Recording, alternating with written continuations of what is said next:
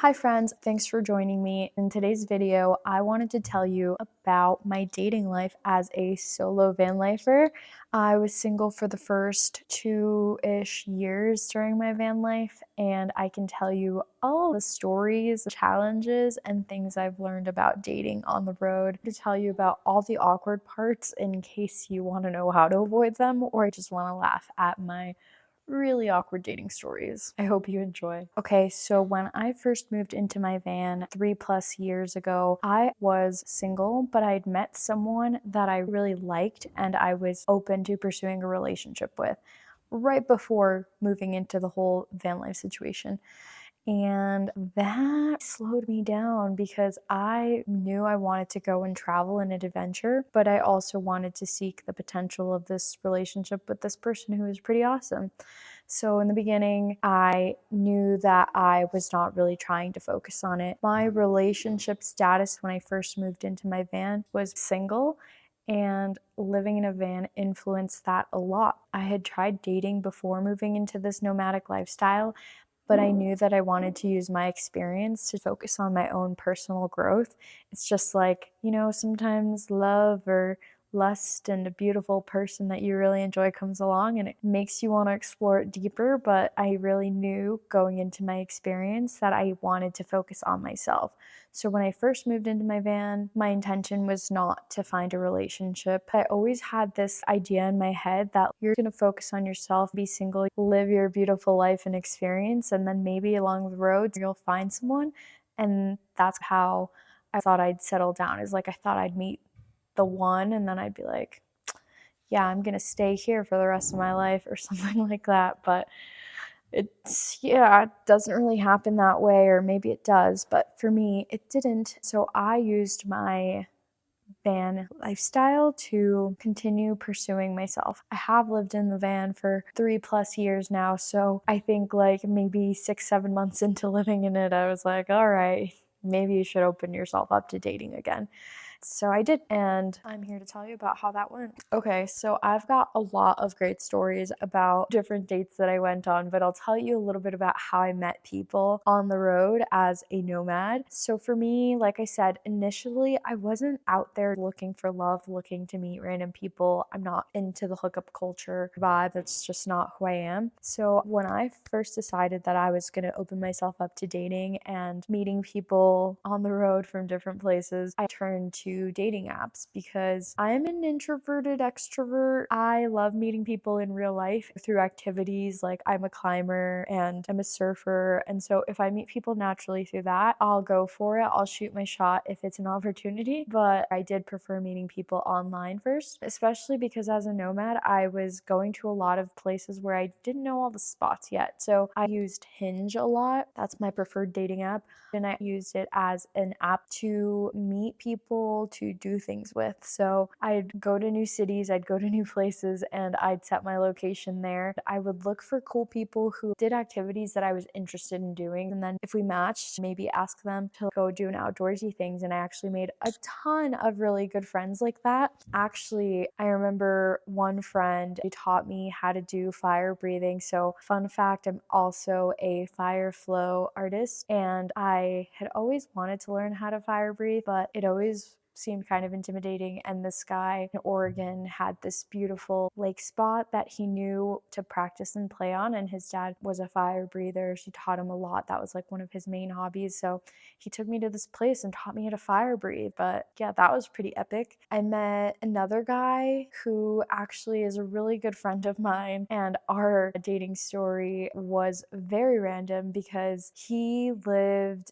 in LA and I had already left LA. I was actually in Monterey, and he's an adventure person. So he like drives hours to go on these amazing trips and climbs and hikes. So we were messaging for a while. We met up for the first time in a national park without any signal. He was waiting there in his Jeep, like like, all right, let's meet each other. And then I pulled up in my van like, I hope this guy's cool. We were planning a multi-pitch climbing trip together. And for those of you who don't know what multi-pitch is, it's you're climbing multiple climbing routes. So it's a very long climbing trip. And so we met up and got lost for the first hour of our experience together and wandered through this national park trying to find the climbing routes. And he's actually one of my really good friends now, but it's just so funny that like we didn't know each other like in real time. We'd never talked on the phone in real time. We'd never spent time together, and we just decided to do a full day together, trusting each other with our lives on this climbing trip. It was pretty epic. So like I said, I'm really grateful for the friends that I've made, even if we didn't end up dating. So another funny story, sometimes I would have my friends visit me from other cities and come stay with me in my van. One of my friends came to visit me in Tahoe, and she just really wanted to like get out and find adventure. And we met this guy. I noticed he was a fire spinner and into the flow dance community. So we met up with him. We went to this concert, snuck in, danced in our onesies all together, like listening to the music.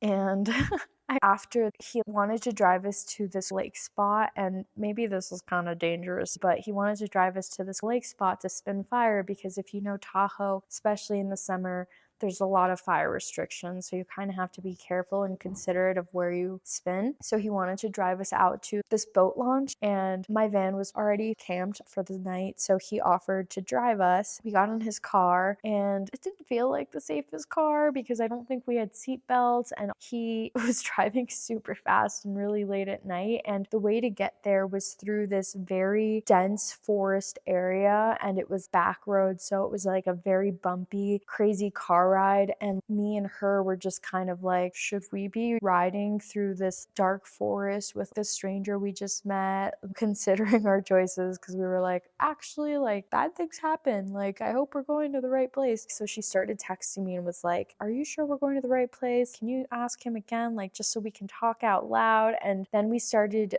losing signal, so we were like, oh no, like, we better trust this guy. And all was good, but it made me realize that like I never want to go anywhere with anyone that I don't fully know without any signal. So keep that in mind if you're dating. Suss them out, know the person for more than a day. That'll keep you alive, that'll keep you safe.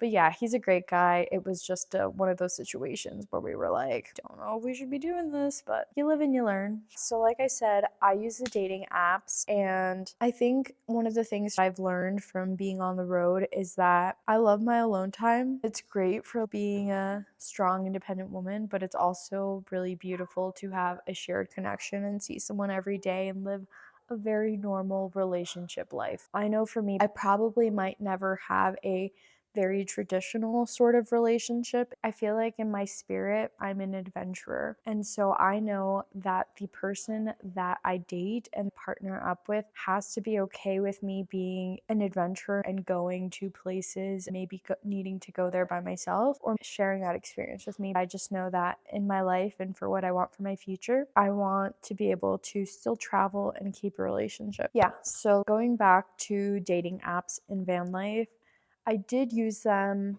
Hinge works the best for me. I don't think Tinder or Bumble are really for me because I'm shy for Bumble, and I feel like Tinder is mostly for hookups from what I've experienced. So Hinge worked the best for me. When I was living full-time on the road, I never stayed anywhere more than a month or two. That was a challenge. I think if I met someone that I was like, this is it, I probably would have stayed longer in location. I have this really good friend now. When we first met, it was like fireworks for both of us. We both were van lifers, and that was really cool. It made it really convenient for us. We never really were in the same places because he is more of a winter sport person and I'm a summertime baby. There was this time where our locations were aligned geographically, just hours away from each other. I think we were both 4 hours away from each other, and we'd been talking for like a month. So we decided to plan our meeting in the middle, and it was really nice, actually. Ultimately, we ended up as friends. The challenges with being in different locations come up when I was meeting people. Like I said, I was meeting people to have someone to do something with. I would plan out my trips. So, like, if I knew that I was going to be in this location a week or two from now, I would switch my location to that place and then get there, have a friend establish connection. If I enjoyed my time with them, we would continue seeing each other as friends, or if it was something more, then we would entertain that. But I don't think there was ever a time where I fell too hard and too deeply for anyone.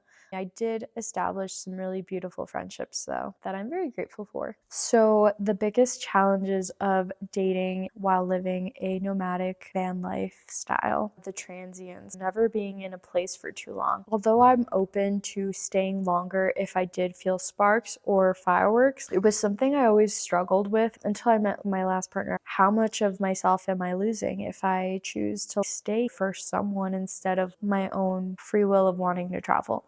And so I struggled with that for a while. Then I had a breakthrough moment when I was surfing with my friends. I explained it to her, and we were both just sitting on our boards. She looked at me and she was like, if that's what your heart wants, then how are you not being true to yourself?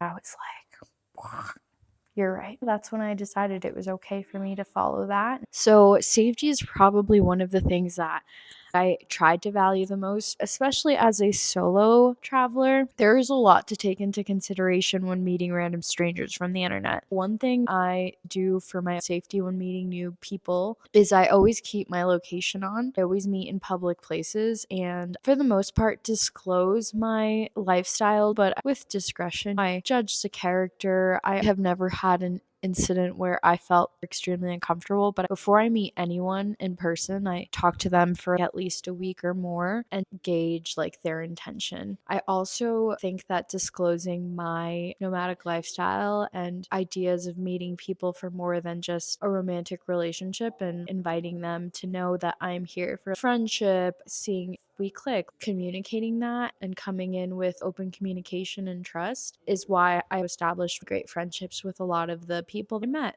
I think one of the things that can be a struggle depending on how you are as a person is setting boundaries, right? Because sometimes you have a good time with someone, and every time you meet someone new and you tell them you live a van lifestyle, they're always going to ask to see your van and your space. That is lovely, right? People are curious about the lifestyle. This is why I'm here to share all about it, because it is a beautiful, exciting way to live. But it's also your home. It's a very tiny space. It's your room. It's where you get ready. It's where you do all the things. And bringing someone over to see your space after you first met them just isn't how I like to share. Maybe if I'm open to it that day, I will share that. For my own privacy and peace of mind, I don't necessarily introduce everyone to my living quarters every time I meet them. If you were living in your house, would you bring every person you met on a first date or a first meeting into your bedroom, showing them your space? Probably not. I just like to think about it in the same way. And for the most part, people have been really respectful of that. Another thing is sometimes you invite a person that becomes a friend over and you're starting to get tired, but you guys are chilling in your living space. Setting that boundary can be uncomfortable, but boundaries are important, keep you safe and healthy. So do it. One of my really good friends now, and he came to visit and stay with me for a weekend. Sharing a tiny space with someone in a van after you've lived in it alone for so many years is a lot, especially if you're still getting to know each other. I think it can work if you guys are in sync, but I'm not a person who wants to share a tiny van life with anyone else. I would maybe consider an RV, but I don't think I could do it full time.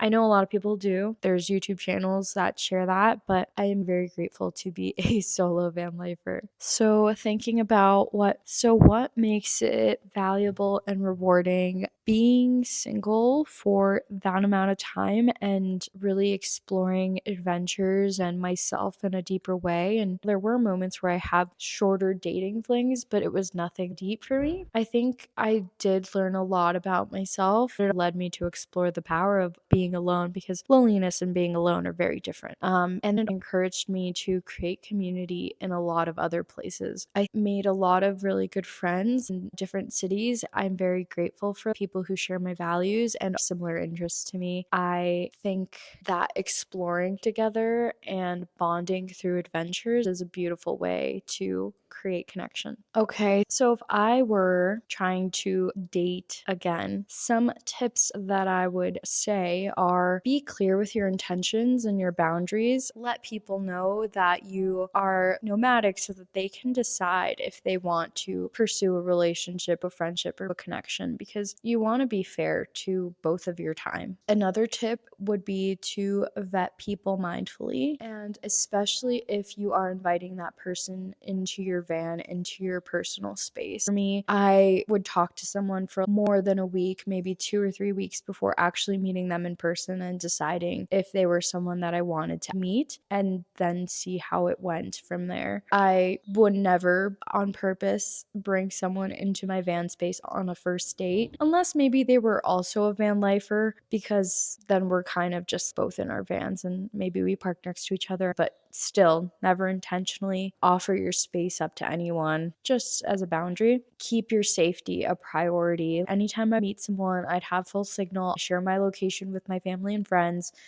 so that they'd know where I was, and I would also let them know that I'm meeting someone. I would never go meet someone and not tell anyone about it, because that is not safe.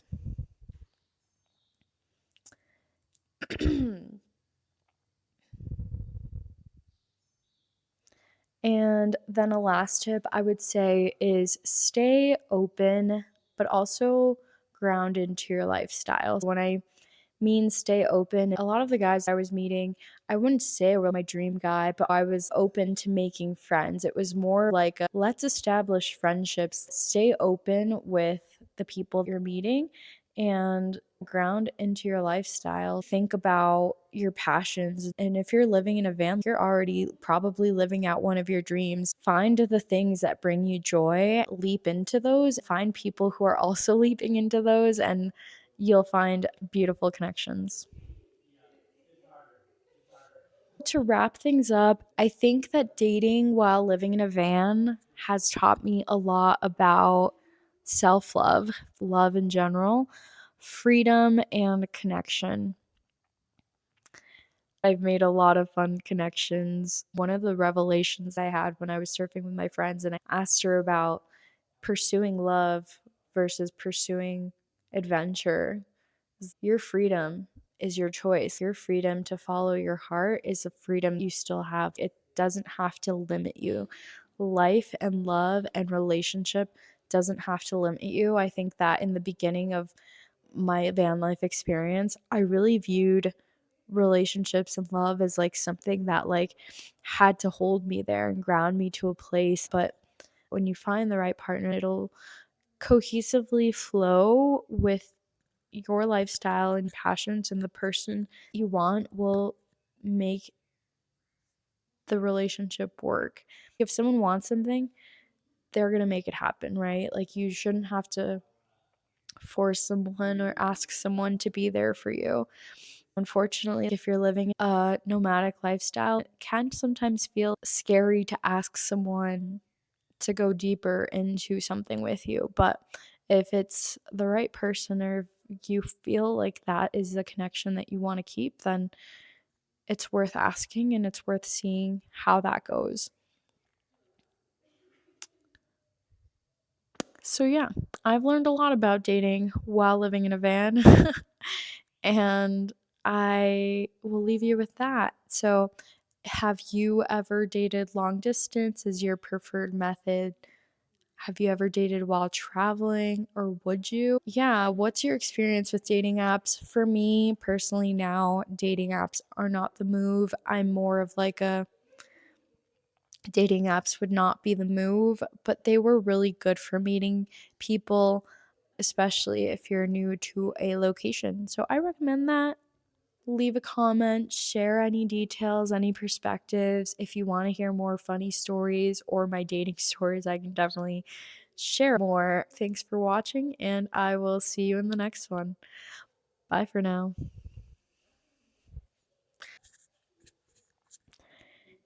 Yeah, if you enjoyed that, I could definitely share more dating stories. I have a lot of funny fan stories of meeting people. And I could totally make that a series of van life and love. If you're curious, let me know, and I will see you in the next one. Bye for now.